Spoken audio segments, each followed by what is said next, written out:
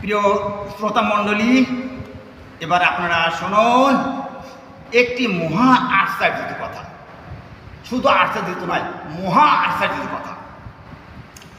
ছোট হয়ে যদি কেহ বয়স্ক মুরব্বী ও মহান সম্মানিত ব্যক্তিকে প্রতিদিন প্রতি ঘন্টায় নাম ধরে ডাকে, আপনাদের কাছে আমার প্রশ্ন, আপনারা ওই ছোট্ট লোকটিকে ভালোবাসবেন, আদর করবেন, সোহাগ করবেন, নাকি বেয়াদব জেনে তাকে শাসন করবেন? আমার এই প্রশ্নের উত্তরে নিশ্চয়ই আপনারাই বলবেন যে ওই লোকটি বড্ড বেয়াদব। যদ্দরুন ওই বেয়াদবকে আপনারা শাসন, সাজা, শাস্তি, কিল, গুড়ি, থাপ্পড় দিতে নিশ্চয়ই কেউই আপত্তি করবেন না। আলোচনায় বোঝা গেল ছোট বড়কে বারংবার নাম ধরে ডাকলে বড়দের মান সম্মান নষ্ট হয়ে যায়, নস্বাত হয়ে যায়।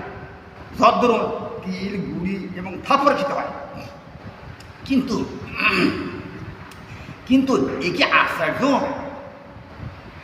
শুধু আশ্চর্য নয়, মহা আশ্চর্য। যিনি সকল সৃষ্টির সৃষ্টিকর্তা, পালনকর্তা, রক্ষকদাতা, রিজিকদাতা, হায়াতদাতা, মৌতদাতা, মহান মাবুদ আল্লাহ, তার নাম ধরে ডাকলে তিনি অতি খুশি হন। এর চাইতে মহা আশ্চর্যের কথা আর কি থাকতে পারে?